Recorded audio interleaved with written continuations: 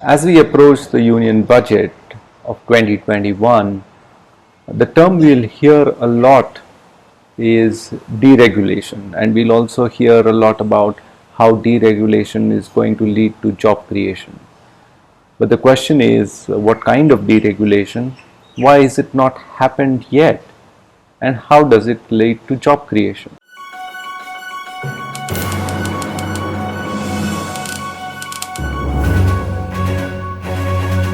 Hello everyone, welcome to Right Views. I am Rahul. Actually, we in India are at a substantial disadvantage when it comes to regulatory oversight. It is not that our regulations are very powerful or very effective, but there are too many of them, and that just drains the entrepreneurial energy from our businesses. That prevents a lot of entrepreneurs from taking the plunge, from trying to secure what we seem as new ideas, trying to experiment with new ventures. And these ventures, when they succeed, they create an employment and they create an opportunity not only for the people who are employed in those very businesses, but they have the opportunity to create the entire value chain. However, regulation has been a big hurdle.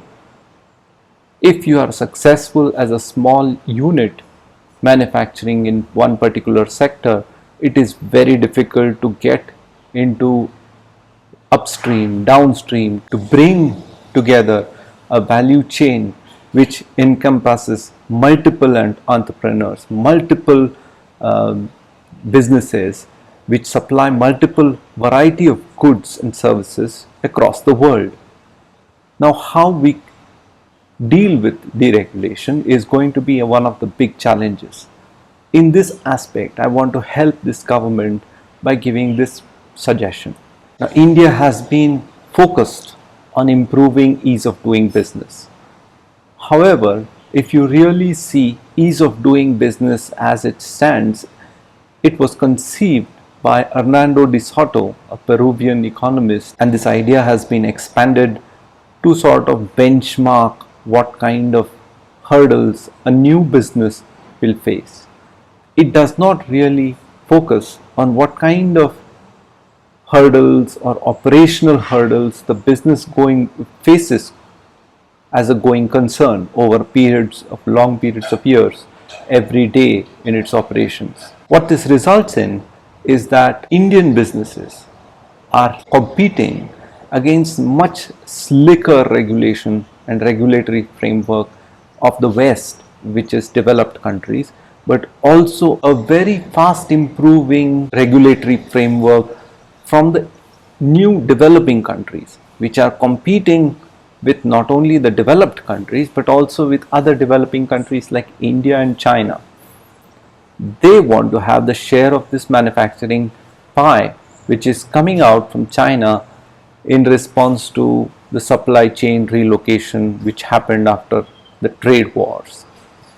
Now, on one side we have these new emerging competitors. On other side we have entrenched developed market players. How does Indian regulation hold up to both of these? What we need is a sector level regulatory scorecard, a report card of how Indian regulations on one particular sector and at a business level, how do they stack up versus regulations from, let's say, 5 developed countries and 5 emerging countries which are competitors to India. Let me give an example. Let's say you want to set up a manufacturing unit that manufactures wiper motors or car seats for that matter. If you were to start such a unit in, let's say, one of the cities in India or one of the industrial towns, let's say Kanpur, or let's say outside Chennai near Gomadipundi, if you were to set up a factory there, what are the number of regulations that you will have to comply with?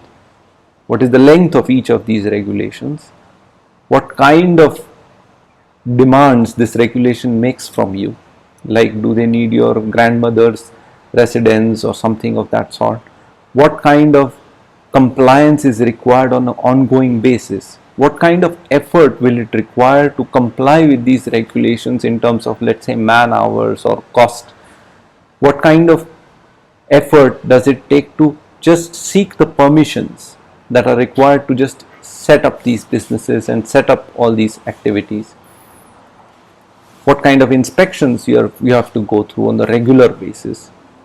And then we'll also try to distill, and we should try to distill the effectiveness of these regulations to achieve the objectives that they have set out to do. How simple is the compliance also matters. Now, if you compare all such variables with those in Germany, let's say, for example, in auto components, or those in Taiwan, for example, for high-tech industries, and then you see and try to understand the kind and the nature of regulation that India has versus these countries, you will understand that Indian entrepreneurs are saddled with tremendous regulatory burden, and we need to alleviate that.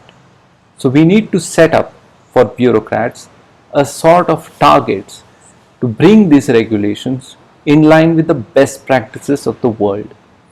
This will unleash or unshackle our entrepreneurs, and it will help in a big way in creating jobs. In a way, if the government itself is not ready to take such a plunge, I think FICCI or CII or any industry body should take it upon themselves to sponsor such a study at a sector level. At the start, you can do a sector level study for 5 sectors or 4 sectors in which you distill all these parameters that we have listed, and we arrive at the sector competitive scorecard of India vis-a-vis others. Now, there are other problems also. For example, in India, we don't have one uniform regulation across the country. What we have is 3-tier regulation on every industry and every factory.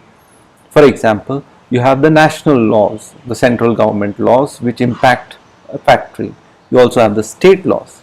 Then there are local or local body laws like municipal laws at gram panchayat laws or such other type of laws that impact you. Now, once you understand these 3 level laws, you realize the complexity. Each law and each set of regulation is a maze in itself. So an entrepreneur has to go through 3 different sets of maze to create job for at this community level. Instead, we have to take this and turn this around into the viewpoint of an entrepreneur, and we should ensure collaboration at the national, state and local level so that the regulatory coordination happens at the government side, not at the entrepreneur side. So he has to navigate just one, hopefully not a maze, but a simple stepwise procedure. And once he navigates that, he gets the permission and he gets to operate his business free from the encumbrance that is imposed by the inspectors, by the collectors, by all these compliance officers which try and extort some money out of this.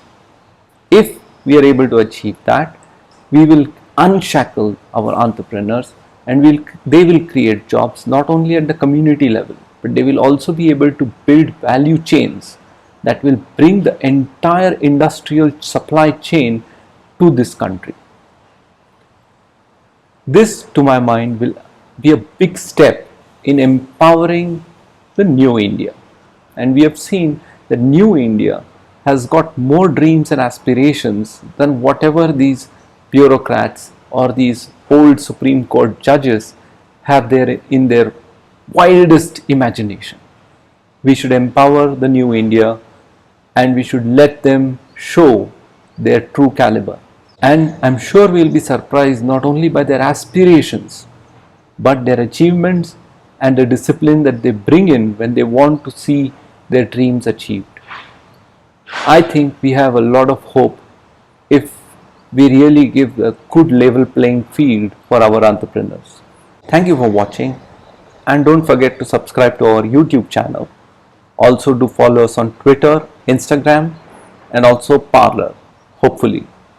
And then join us for our long form discussion on our podcast.